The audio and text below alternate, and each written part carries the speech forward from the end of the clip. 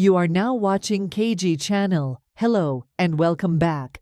Ito na po ang mga maiinit na balita. Hindi na nga mapigilan ng mga fans ng Kathden ang kiligin dahil sa nagkasunod-sunod na pagkikita ni Alden Richards at Catherine Bernardo. Lately, nagkasunod-sunod ang mga importanteng okasyon sa buhay ni Catherine Bernardo. Una, nag-celebrate siya ng kanyang 28th birthday sa El Nido, Palawan at imbitado lahat ng mga taong mahahalaga sa kanyang buhay.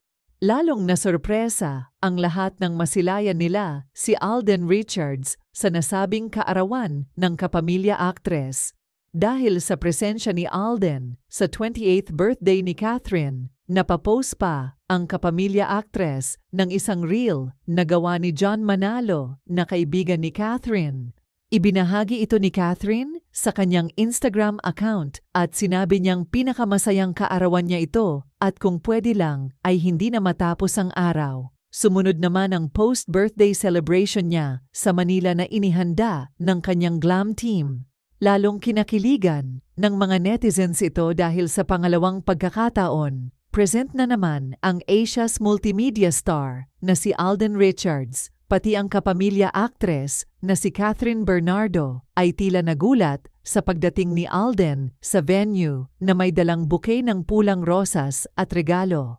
Mapapansin din na medyo nahiya si Alden nang papalapit kay Catherine na siyang kinakiligan pa ng mga netizens at mga bisita sa post-birthday celebration niya. Tila hindi na nga ata mapipigilan ang malalim na pagkakaibigan ng dalawa.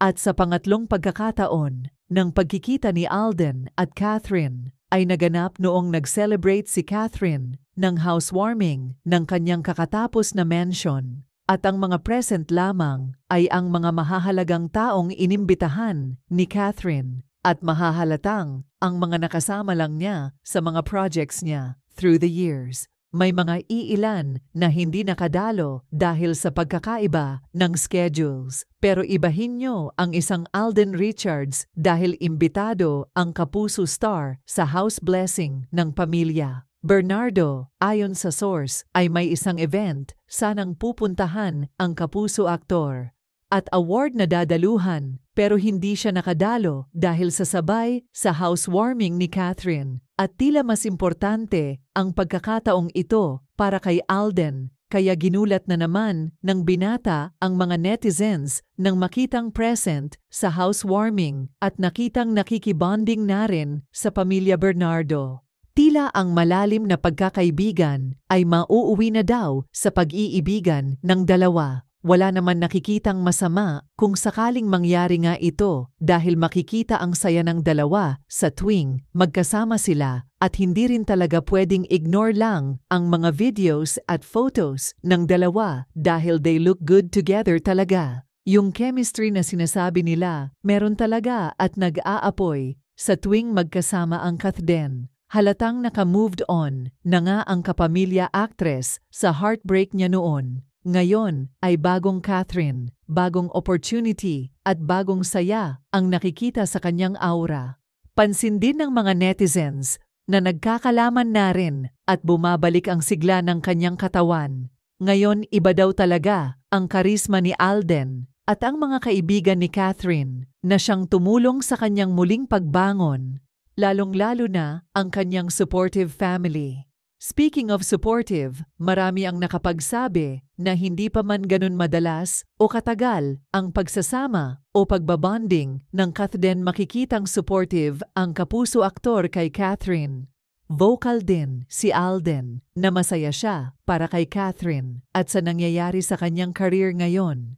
Ayon pa kay Alden na masasabi niyang masayang-masaya na daw si Catherine ngayon. At masaya din siya sa mas lumalim pang pagkakaibigan nila ni Kath.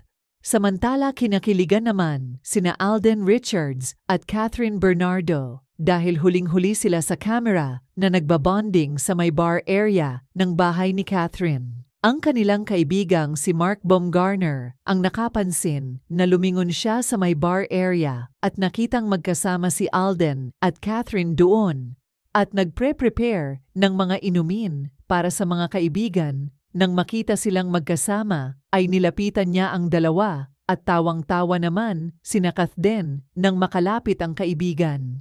Makikita sa video ang saya ng dalawa at kinantyawan na si Catherine sa isang shot at nag-distribute na sila ng inumin sa mga kaibigan nila at masaya silang nagbabonding at nagsasayawan.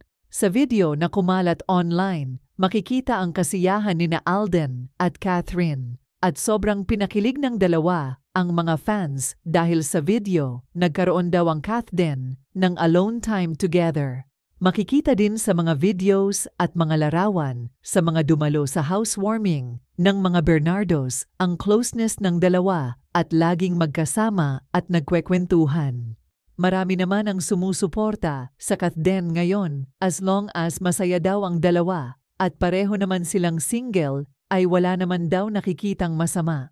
Ayon sa mga netizens na kung masaya ang Kathden, masaya na din daw sila para sa dalawa.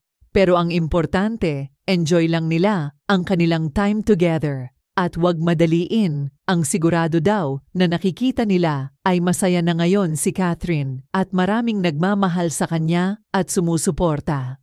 Tila kasado na nga ang paggawa ng part 2 ng Hello Love Goodbye dahil nagpunta na ng Canada si Direk Cathy Molina para sa proyekto. Masaya naman ang mga fans sa balita dahil sabik na silang makita ang Kathden sa big screen.